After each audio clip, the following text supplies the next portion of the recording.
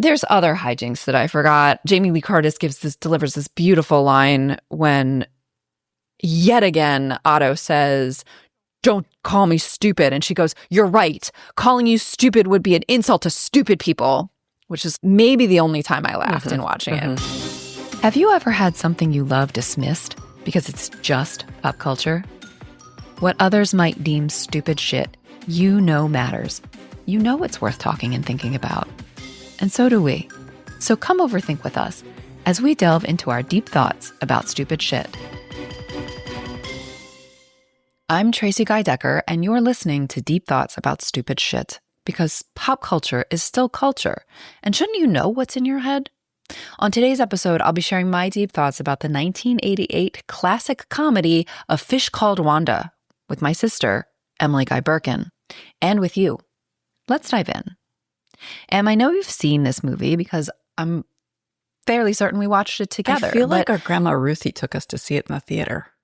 Oh, wow. I didn't remember that, but I believe it. But yeah, tell me, what's the furniture of your mind around Fish Called Wanda? What's in the brain? So snapshots mostly.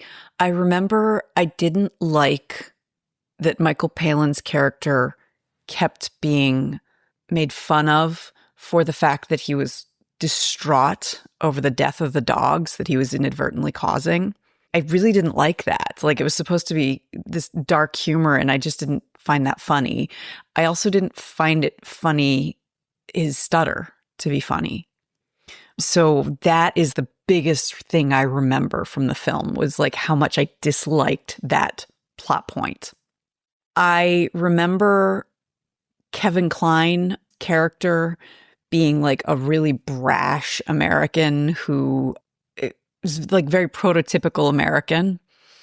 And I remember the only thing that I can recall laughing about is that every time, because it's set in England, every time Kevin Kline is driving, he's always on the wrong side of the road.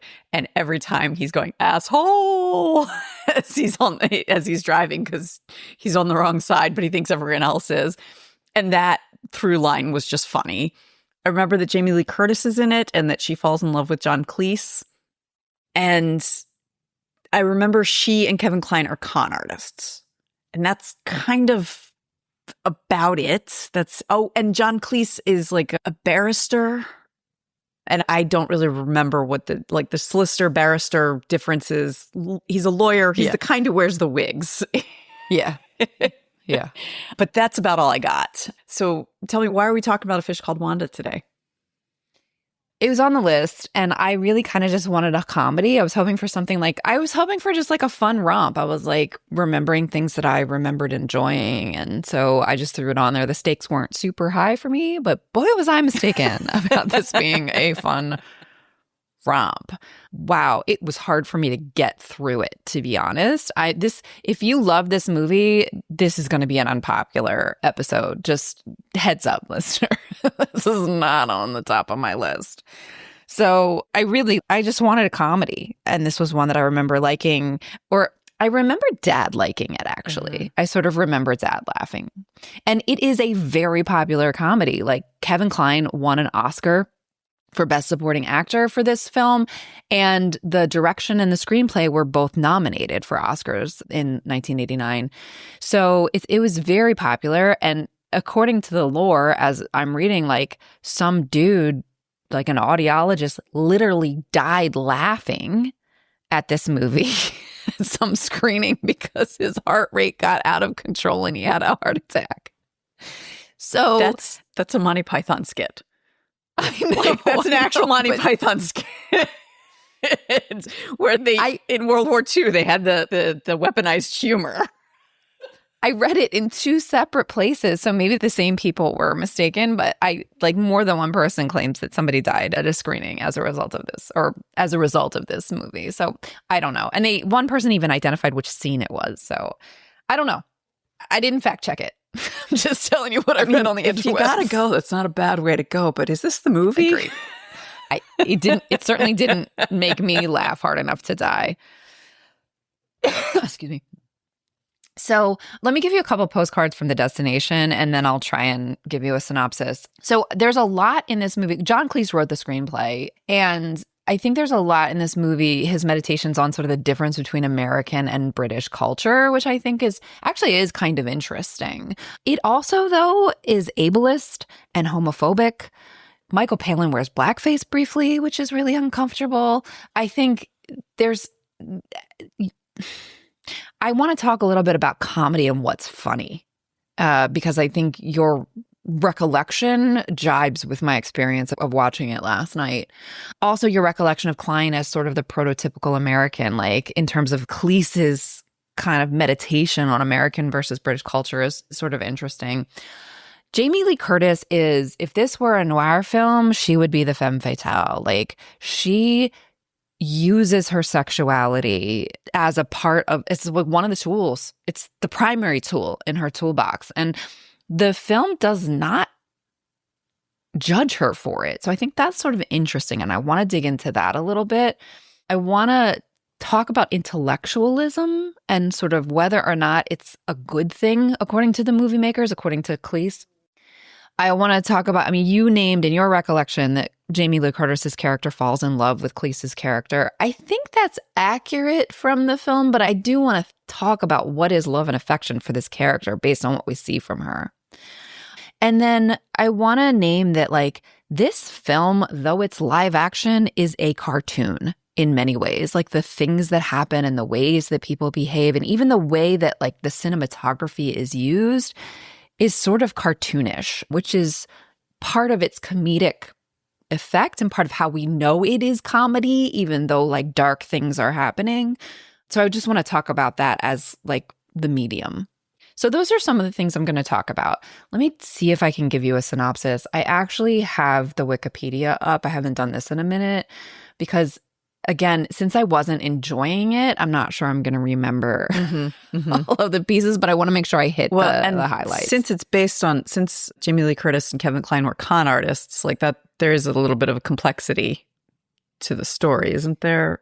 With that, I don't know. I'm just assuming. You mean with her affection? No. Just with it. Just because. Oh, with double crossing. And yes, there's a lot of double crossing in this movie.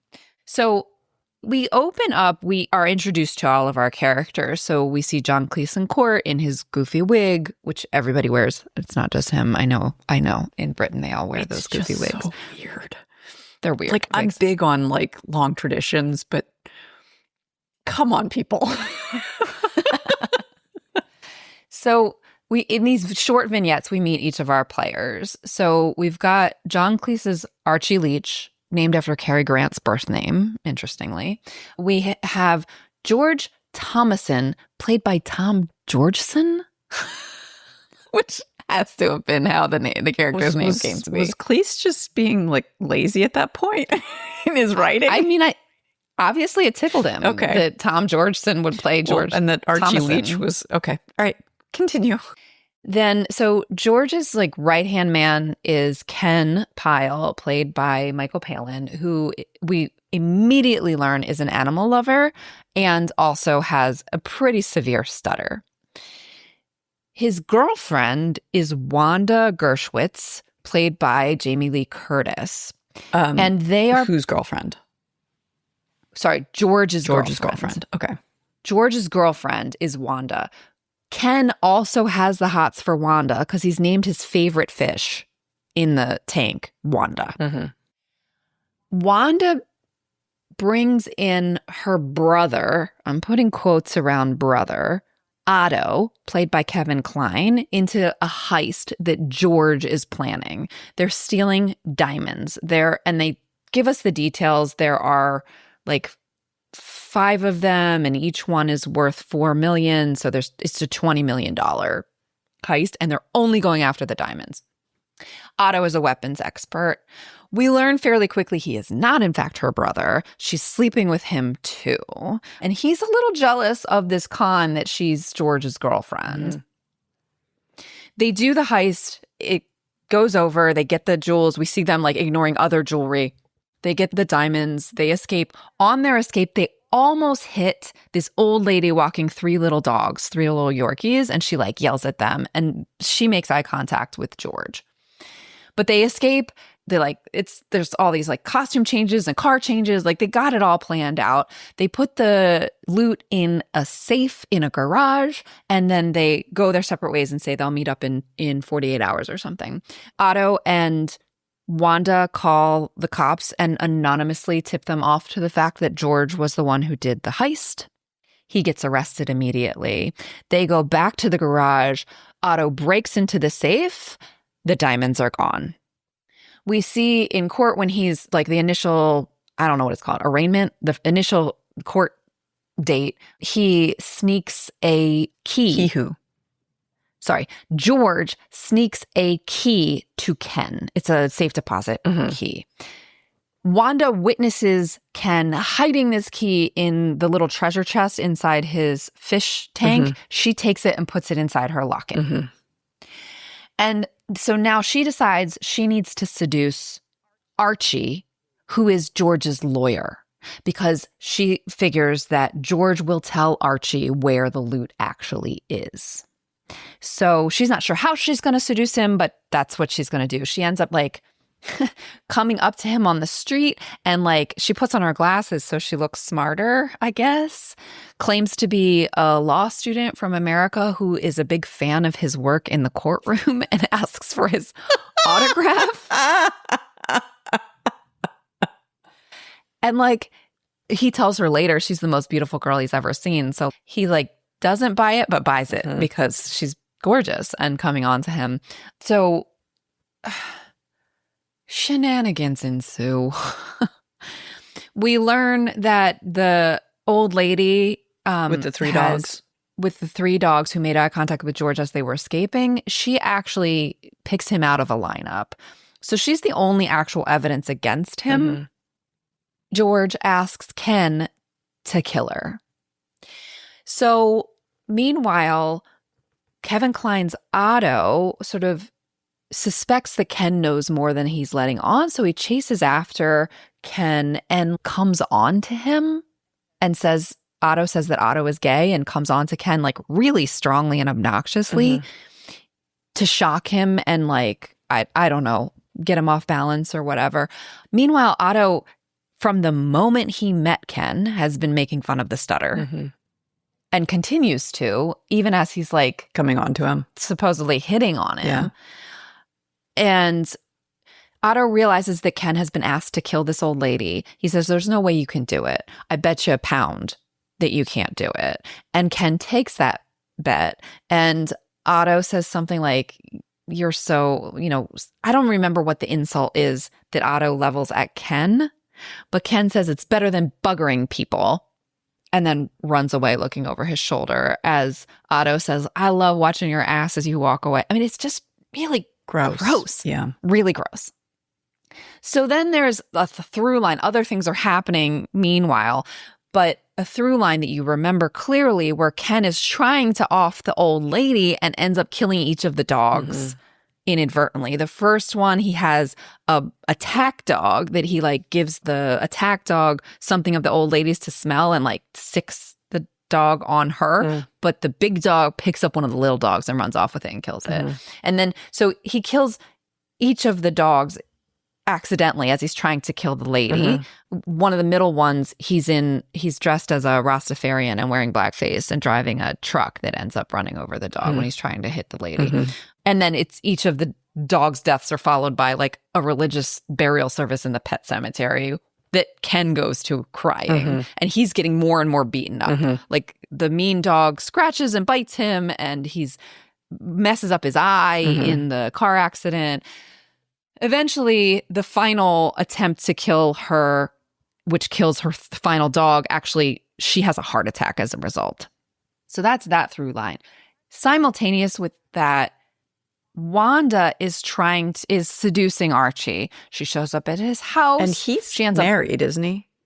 He's married, but it's clearly a loveless marriage. So we have this scene that's like a cut back and forth between Otto and Wanda and Archie and his wife, Wendy.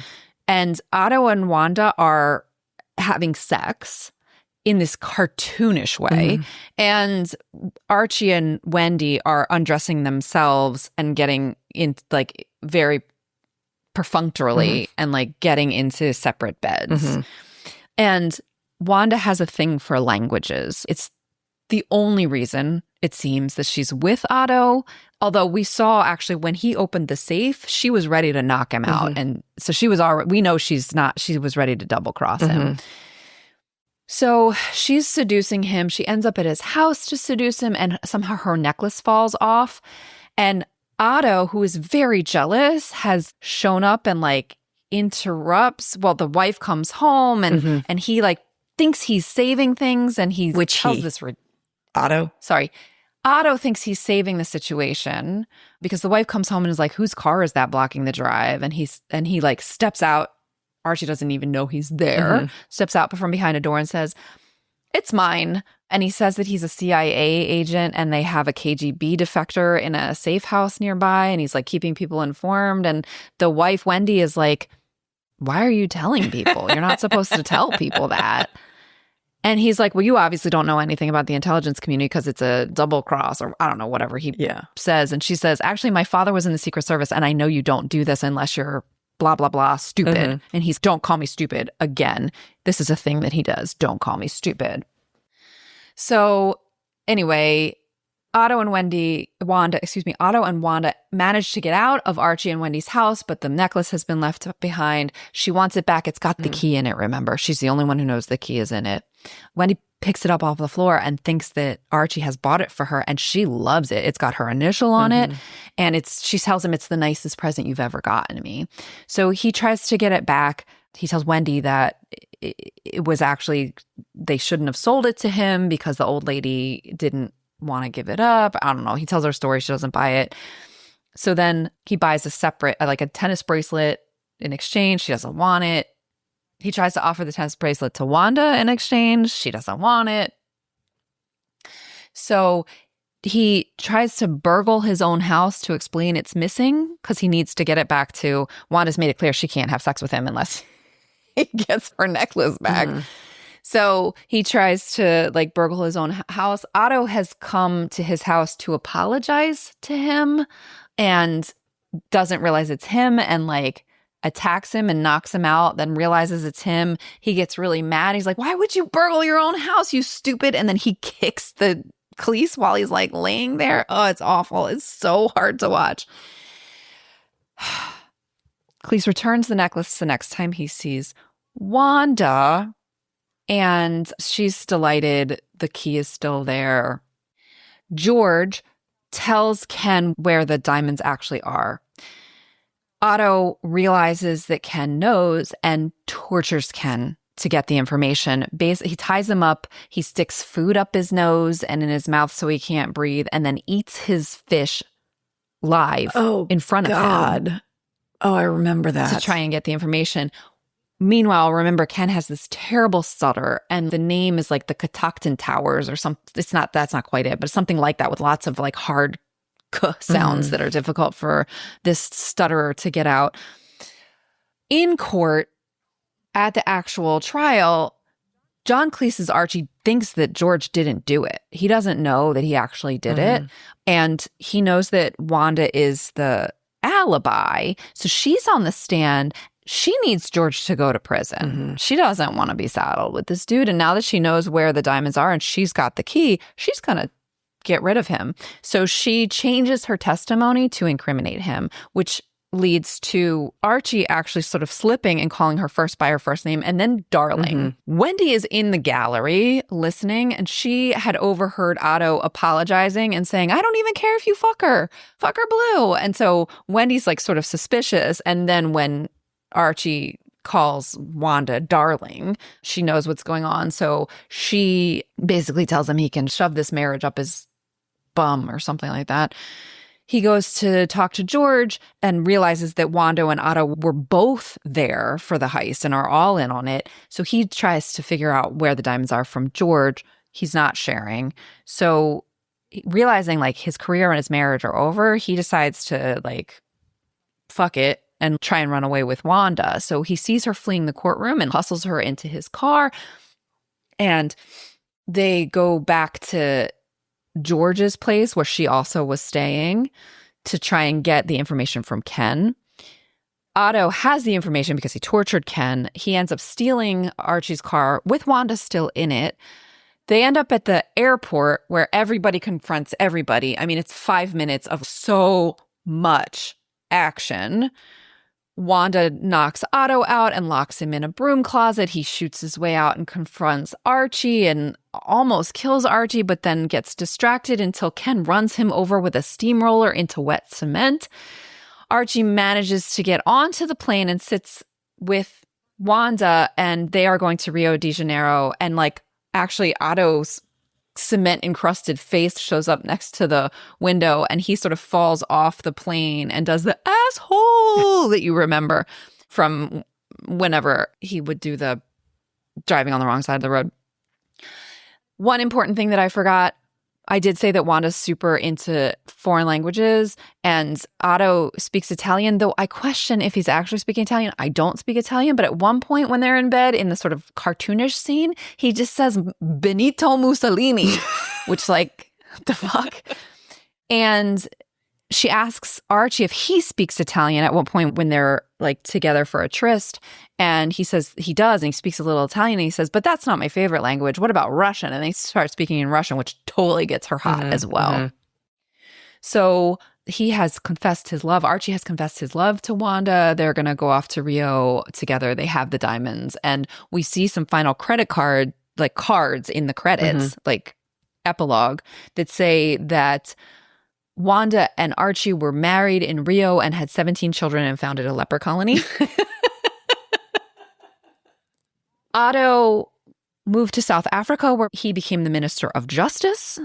Okay. And Ken went on to become the Master of Ceremonies at SeaWorld. Oh, I forgot that after steamrolling, and presumably he thought killing Otto in revenge, you know, as revenge for eating the fish, Ken lost his stutter altogether. In fact, he's like, I don't stutter anymore, you know, so.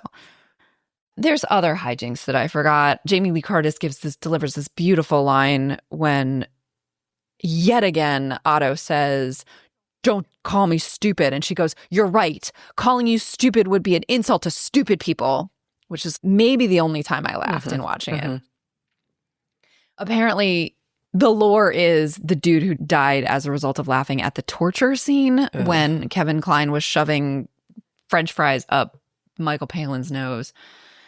So I had to like pause it and take breaks. It was so hard for me to watch. Yeah. There's a scene where Wanda is off like getting herself ready, I guess, for sex and says, get undressed. And so John Cleese like undresses while he's speaking Russian, and we watch him undress, and he's like 1,000,000 feet tall. And so he's all gangly and stuff, and he's like dancing around. And just as he takes his underwear off and is like dancing around with it on his head, a large British family walks in the door. So it's like that like secondhand embarrassment that I hate so much. Yeah. Okay, so let me start with Bechdel, because that's easy. It does pass Bechdel because Archie's wife, Wendy, and daughter, Portia, talk to one another on multiple occasions about things other than him. They're short scenes and they're not actually like meaningful to the plot, but it does happen. Okay. How old is Portia? Teenager. Okay. Like 16, 17, I think we're meant to think. Which, honestly, that makes me feel even grosser. I know that it's not intended to be like a good marriage, but like, ew.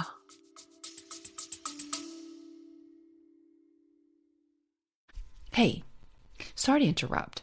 Tracie here. Listen, Emily and I are having a party, and we would really like for you to come. It's a Zoom happy hour on Tuesday, November 18th at 7:30 Eastern, 6:30 Central. And if our charm isn't incentive enough, you should know we will be giving away presents. So get ready to pour your favorite beverage, overthink some Thanksgiving-themed pop culture, laugh, and feel a little bit smarter. You can find the link to RSVP in your show notes. Please say yes. And now, back to your regularly scheduled podcast. Anyway. Yeah. So I'm going to start with what's good or what's interesting to me about this film.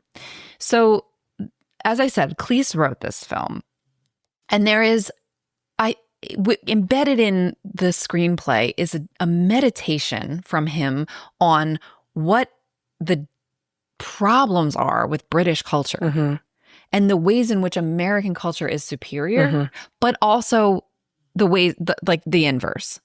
So at one point, Archie actually says to Wanda, "Do you have any idea how hard it is to be English?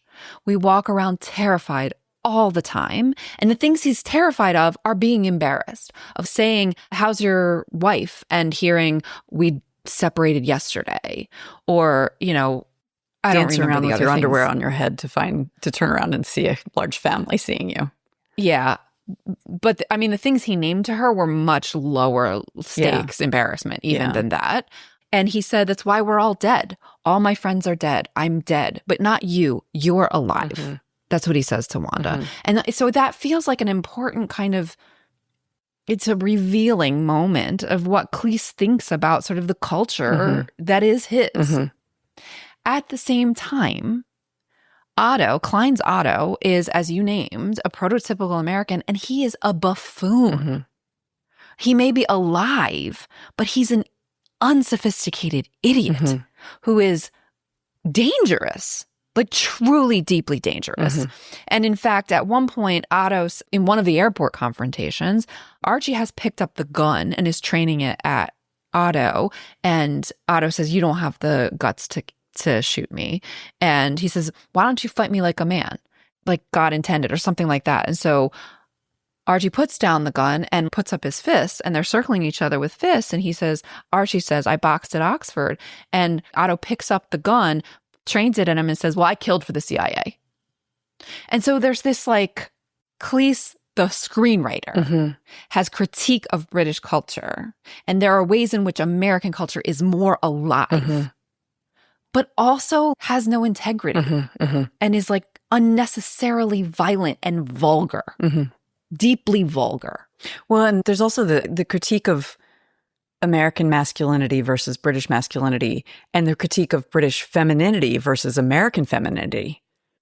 Thank you. Yes, I love that as a nuance on this, because Wendy is just constantly annoyed. Like when we first meet her, she's sitting on a lawn chair, reading a magazine in her sunglasses, and he comes up and he says, "How was your day?" And she complains about how she had to have lunch with so-and-so and all she does is complain. And he says, "I won my case." And she says, "This is the first moment I've had to myself all day." And he says, "Well, can I make you some tea?" So she's just sour. She's just sour. She's smart. She's very smart, but she's sour. And I think that you're right. There is definitely a gendered component to the critique as well. And that actually felt interesting to me in this mixed cast. And George, when Wanda gives her actually false testimony that incriminates him, he loses his mind. "You bitch, you fucking bitch." And he jumps out of the little, I don't know what to call it, the little stand where he is, and it's gonna attack her. And it takes 4, 5, 10 people to restrain him and protect her from him.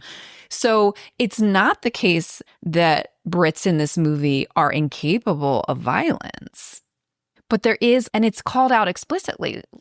Archie says, "You really are a vulgarian, aren't you?" To which Otto says, "You're the vulgarian, you fuck." Right. That is very, very well written. So, there's just the pictures of the two cultures, and you're right, the masculinity and femininity from the two cultures is, I think, really interesting. I would like to tease out something a little bit there too, just that in that, because Wanda is like Otto in that she does not play fair. She double crosses, but she uses sexuality, not violence. That's right. And John Cleese, as the author, writes that as being alive in a way that is admirable or something that at least Archie wants. Yes. And Yes. so Archie is dead but plays fair and is brought to life by someone who double crosses using sexuality. Wendy, the wife, is dead, intelligent, plays fair and sour. And I'm just thinking there's this interesting meditation on, there's a kind of fetishization of American women there. Well, in particular, since Cleese literally self-inserts as the person who ends up with her. Yeah. All of the male characters, because Ken has the hots for her too, and she knows it. At one point, he's going to tell her something and he's stuck in a stutter. So she kisses him. And that kiss calms him enough that he can get his words out. And she says to him, if it weren't for George, like she allows him to believe, she allows Ken to believe that she would be with him if she could. So yes, I think you are exactly right. It is something to be, I don't know if admired is the right word, but at least is wanted. And specifically for Cleese, wanted, I don't know if I want to use the word possession, but at least he wants to be the object of it. The object of that alive sexuality, even if it's dangerous. Or maybe because it's dangerous, maybe that's what makes it alive. Yeah. Well, and it's like one of the things that you said, and I can't remember if it was before we started recording or in your synopsis, that the movie does not judge her for using her sexuality as part of her toolbox. Yeah, I'm not left with because Otto, who gets jealous, is such a buffoon. And the way in which he exhibits his jealousy is so absurd and reprehensible that you can't help but think she's in the right. And they're in the car at one point. He's like, well, what are you gonna do? Like, are you gonna let him touch your tits? And she's like, yeah, probably $20 million. It's worth some tit touching or something it's like that. That's not verbatim. And he's like, well, what about penetration? And he is meant to appear ridiculous. Whereas she is getting the job done with the tools in her toolbox. She's being professional. Yeah. And here's the thing that because it's a self-insert, maybe it's more complicated. I genuinely don't know how to feel about her affection for Archie. I believe she has it. I believe it's not, by the end, it is not part of the con. In the car on the way from the court, when he's like, he had already said, let's run away together at one point. So now he's like, let's go get the diamonds. And he had broken up with her. He had called her and said, it's over, I'm sorry. And we see him crying after, or a single tear, not weeping. And when he says, let's run away together, and she's like, but you broke up with me. He said, no, I fell in love with you, but I wasn't rich enough, remember? Because at one point while they're together, she asks if he's rich, and he says, no, the money's all my wife's. And she's hides her disappointment, but we see her hiding it. So theoretically, Archie saw it as well. So when he says that, I wasn't rich enough, she softens and slides over on the bench seat to sit next to him while he's driving.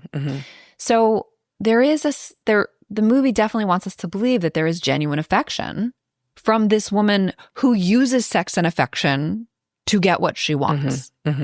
And layered onto the other things that we've talked about today about a sense of American femininity and a sense of being alive but without integrity, or not playing by the rules, or being dead but playing by the rules. I think Cleese has a hierarchy, or the movie has a hierarchy of what in that matrix of what is better, but I'm not 100% sure kind of how it shakes out. We're meant to believe his affection for her is real. He says he's in love with her repeatedly because she makes him feel alive again. And that's, I think, meant to be, his response at least is meant to be real. The fact that it happened through not real because she was conning him. It was a performance on her part. It was. But then because he fell in love with her, it stopped being performance. The actual narrative of that affection is muddy for me. And I'm not sure, I don't know. At the end of the day, honestly, I just feel like they're all kind of reprehensible. And I just, Yeah.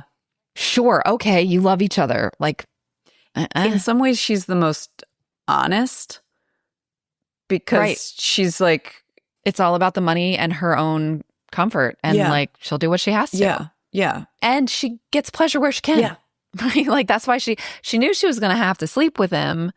But if he speaks Italian, maybe it'll be fun for her too. yeah, yeah. Like, look, this is the job, but if the job can be fun, great. Yeah. Yeah, exactly. This brings up for me, we have this thing in society where we judge women who get power by being the wife of a man in power. Right. I've been thinking about this lately because of Erica Kirk taking over Turning Point USA. And people are judging her for that. And I'm not going to get into the politics of what they do. But the thing is, that was the way that that was the path women had to get to power. And using sexuality and using looks was the path that women had. And pretending affection was the path that women had to get to power. And I felt into this as well. I judged women for flirting. Well, you were taught to. Yeah. I mean, yeah. Whereas, like, I think it's absolutely reasonable to be like, no, she's being professional. It's one of the tools. Why would you not use it? Whereas Otto is being unprofessional. Completely unprofessional. The dude he's the worst. He's the worst. And actually, so one of the things you talked about, I think the homophobia and the ableism in this, which is like, that shows to, like, within the character, the unprofessionalism of Kline's character, but also let's talk about it as Cleese as the screenwriter. Yeah. Yeah. I mean, like, I wonder if this was some early clues to who Cleese is. I mean, he now lives on Turf Island. I've heard someone call it that way. He joins his fellow Brit J.K. Rowling in sort of attacking trans folks and gender nonconforming folks. And he also says, like, you can't have comedy anymore, which is just, you can't paint himself down anymore. He paints himself as a victim as a result. And I think we wanted to believe the broadest I was 12, but the broadest we wanted to believe that Cleese and the whole Python gang were using their serious comedy skills to take on the powerful. Mm-hmm. But I think actually they were using their comedy skills, or at least Cleese was, to just make fun of people he didn't like. Mm-hmm. And it is interesting that most of the ableism and homophobia come through this buffoonish American character. Yeah. That is worth noting. And we're still meant to laugh at it. Cleese's Archie gets frustrated with Michael Palin, Ken's stutter at the end when he's trying to figure out, he keeps saying, like, no hurry, take your time. No hurry. Like, he gets frustrated and eventually he's like, just spit it out, man. And immediately apologizes. Mm-hmm. And so in that, I feel like Cleese had his cake and ate it too. Yes. Because he made his character sort of know that he shouldn't make fun of the man with the stutter, but still made us, the audience, laugh at the man with the stutter. And it really felt at him. Mm-hmm. I think one might try to argue that we're laughing at Otto's buffoonery and assholishness, but it was still through making fun of the man with the stutter. Yeah. Yeah. And yeah, it's really ugly. I find nothing funny about it now. And I don't know, maybe I'm uptight, but I'd prefer to think of it as empathy. Yeah. I had a teeny bit of a stammer as a kid, just a teeny bit of one sometimes. I just remember not liking the way Palin's character was treated. And I remember hating the way he was treated, about like how it was funny that he was brokenhearted over the dogs and his fish. Yeah, we're meant to see it as a weakness. Yeah. The other characters do. And I think the audience is meant to see it as a weakness as well. And that gets exploited by Otto when he eats the fish. I couldn't understand that. And I think the dogs were supposed to be like yappy dogs that, like nobody likes those kinds of dogs. But I'm like, they're dogs. Yeah. They were little Yorkies, but yeah. The homophobia, I really want to spend a little time on that, just because I had you look up before we started recording when Graham Chapman passed away, who was the first of the Pythons to pass away. He was gay. And I can remember John Cleese gave a eulogy that is quite funny. and actually quite beautiful. And it was at I can't remember, like Westminster Abbey or some major cathedral in London, where he said a bad word where he's like, no one would have expected that. And he truly loved Chapman. But I can remember him giving an interview at some point, I think it was after Chapman died, saying that when Chapman came out to the Pythons, it just bewildered Cleese. And he said, it would have been like if Michael Palin came to me and told me he was Chinese. Yeah, we talked about this when we did the episode about the Holy Grail. Yeah. And I remember the first time I heard that interview, and it didn't sit well with me. And I've never been able to articulate exactly why. And then some of it is just because it's so othered. That there's like the othering of, you know, if you came to me and told me you were Chinese, when I've always assumed you were normal, quote unquote. And I know that this is a privileged white dude trying to grapple with something he doesn't understand in someone he loves. And you got to give some grace for that. But in this 1 year, so this movie came out in 1988, Graham Chapman died in 1989.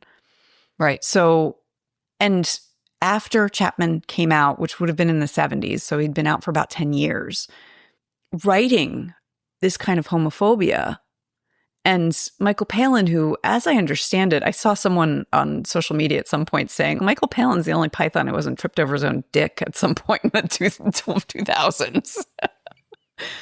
Like, it makes me sad that, like, he also is participating in this homophobia. I'm sad that Kevin Kline is participating in this homophobia. Yeah.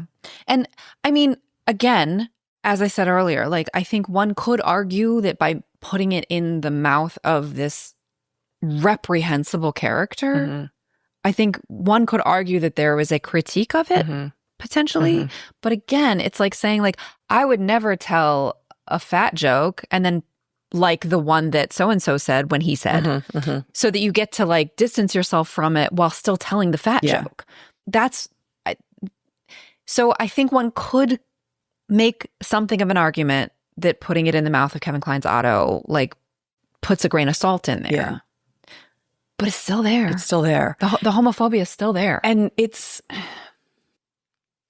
just frustrating because we know that John Cleese had someone to whom he was very close. Yeah. Who could have told him how hurtful it was. Yeah. I mean, it was the late 80s. And also, even though it would be like he came to me and said he was Chinese, it's sort of like, yeah, I loved him anyway. Yeah.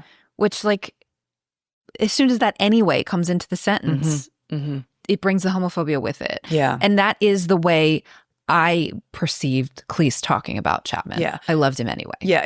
He's one of the good ones. I have experienced that where if I'm one of the few Jews that someone knows, I recognize that I'm in the like, oh, you're one of the good ones. I'm in that paddock. Right.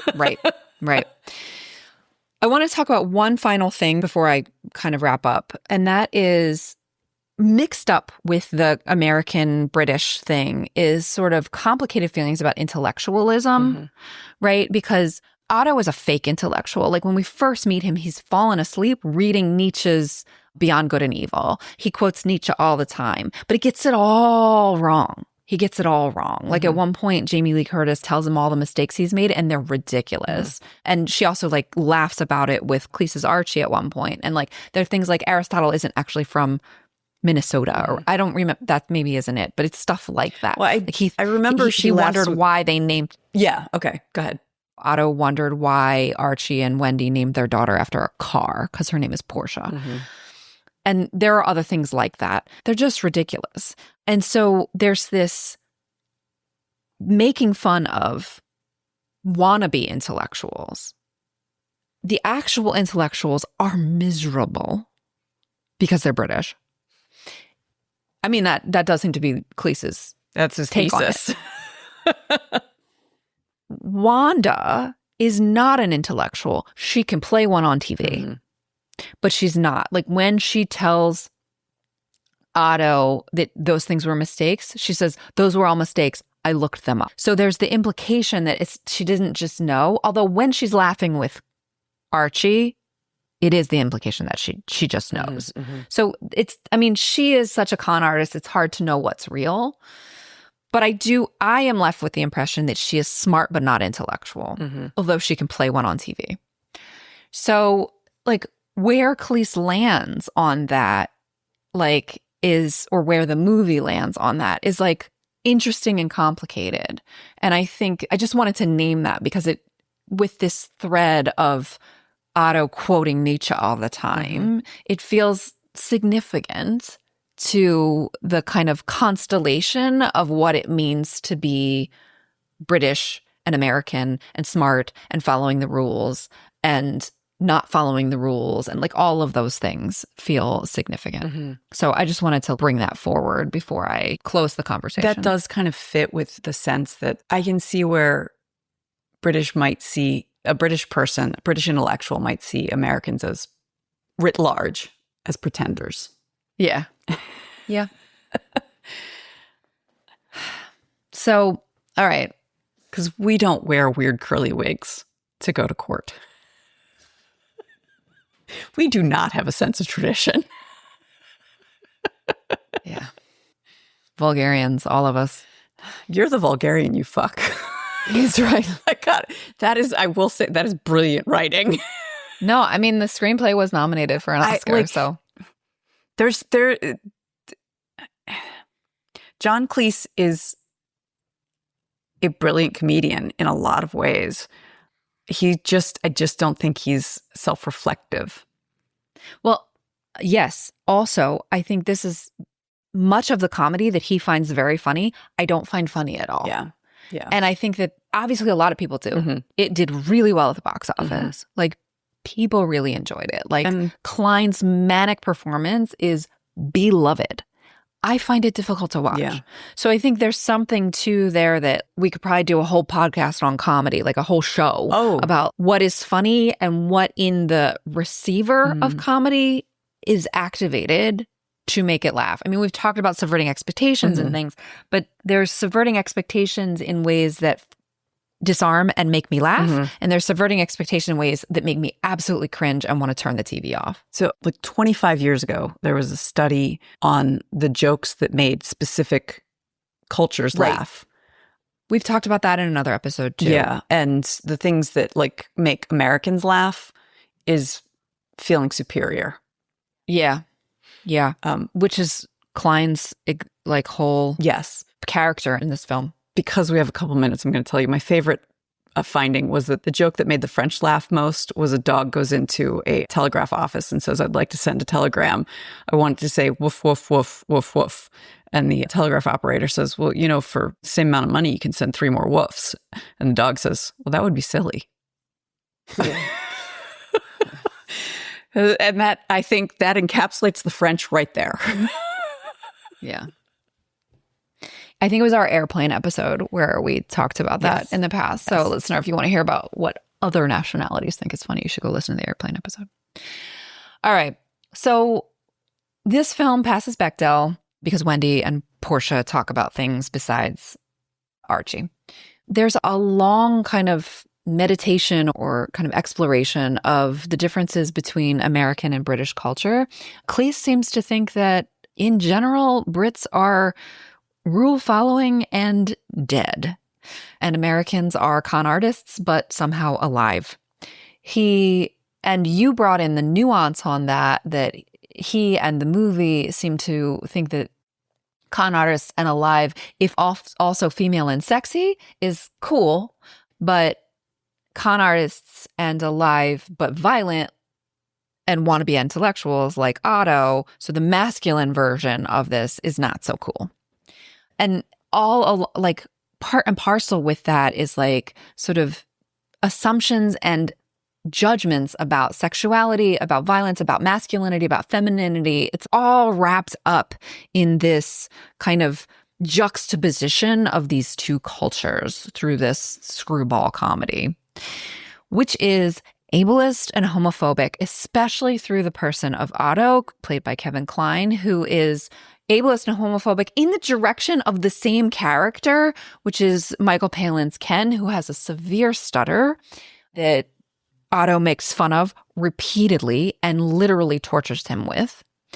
And then comes on to him and like pretends to be gay in order to make Ken uncomfortable. We talked about this ableist, homophobic, brash, would-be intellectual who's actually calling him stupid would be an insult to stupid people as in some ways a prototypical American. He's gun happy. He thinks he's much smarter than he is. He's prone to violence. When he gets agitated, he gets more violent. He drives on the wrong side of the road and then blames other people for the accidents and is a true vulgarian. Honestly, it feels kind of prescient right now. One sort of remaining question mark for me that I think is answered to a certain extent by the fact that Cleese is literal self-insert in the person of Archie is where Jamie Lee Curtis's Wanda affection actually lies and how it is that she fell in love with Archie. It seems to be just because he fell in love with her first. And there's a certain degree. I mean, this woman who, as we named, uses that tool, that very useful and powerful tool as a professional in her toolbox, that tool being her own sexuality and sex. And she has a good time if she can, but that's not what it's about. She's doing what she needs to get the job done because there's $20 million on the line. And she doesn't muddy the work with feelings, right? I mean, at one point she says, they lie and say that she and Otto are siblings. But at one point she says to him, even if you were my brother, I'd want to fuck you. But then she also is going to knock him out and take the diamonds and leave him behind. So she doesn't get tripped up by stupid things like feelings. And yet she falls for Archie. So that remains sort of like a question. And right. Or does she? I mean, I think we are meant to believe she actually does. Mm-hmm. But I wonder if someone besides John Cleese were writing this and Archie weren't John Cleese himself, if that's how we would be meant to read it. And also, like, he loves her, if he genuinely loves her instead of just wanting to possess her. Yeah. Which that would make a difference for someone who consistently uses her sexuality as a tool. She uses wanting to be possessed as a way to get things for herself. Yes, that's a good point. So we talked about, too, the homophobia and the ableism in here potentially as a clue to what we now see as Cleese's like intolerance and meanness. Mm-hmm. You brought Graham Chapman into the conversation and we sort of landed on the fact that, Cleese loved Chapman anyway. Mm-hmm. And as soon as that anyway comes into the sentence, then it brings homophobia with it. Mm-hmm. So there's a certain degree to which, looking backward, it makes sense that homophobia is there, despite the fact that Graham Chapman was a very close friend of Cleese's and was gay, and Cleese knew. Mm-hmm. Let me see. I feel like I'm forgetting something. You talked about how this movie, even though it's live action, is a cartoon. Yeah, it really is. And that shows up especially for me, it showed up especially in the sex scene between Otto and Wanda, where like when Kline actually when Otto climaxes, he sort of stops, almost looks at the camera, his eyes cross, and then he kind of like melts. Like, oh, it's ridiculous. It is so cartoony. Yeah. And as they're having sex, like she's on the bottom, her legs are straight up in a V with knees locked. Like it's ridiculous and very unsexy. Uh-huh. So that was the place where to me, I was like, oh, this is a cartoon. Yeah. But throughout, there's a degree to which it's a cartoon. And even in the cinematography, like everybody wears muted colors except for Jamie Lee Curtis, who wears these very bright colors and stuff like that. Mm-hmm. So, and even like where the camera is like angled, like to make Otto feel more dominant or to make Ken feel more childlike, things like that. Mm-hmm. So yeah, thank you for naming that. Which makes sense with Cleese as a Python. The Monty Python was cartoony with live action. Yeah. So, yeah. So, and just sorry if this is one of your favorite films. Like, I will never see this film again. It was just not funny to me at all. There was like maybe 2 moments that I smiled. And otherwise, I had to kind of cringe and grit my teeth and keep going. So, but what are you going to bring me next week, Em? I'm bringing my deep thoughts on Weekend at Bernie's. Oh, I have not seen it in 30 years at best. yeah. Me neither. I'm a little bit worried that it's going to be another Fish Called Wanda. We'll see. We'll see. We'll see. See you then. Bye. This show is a labor of love, but that doesn't make it free to produce. If you enjoy it even half as much as we do, please consider helping to keep us overthinking. You can support us at our Patreon. There's a link in the show notes. Or leave a positive review so others can find us. And of course, share the show with your people. Thanks for listening. Our theme music is Professor Umlaut by Kevin MacLeod from Incompetech.com. Find full music credits in the show notes. Thank you to Resonate Recordings for editing today's episode. Until next time, remember, pop culture is still culture. And shouldn't you know what's in your head?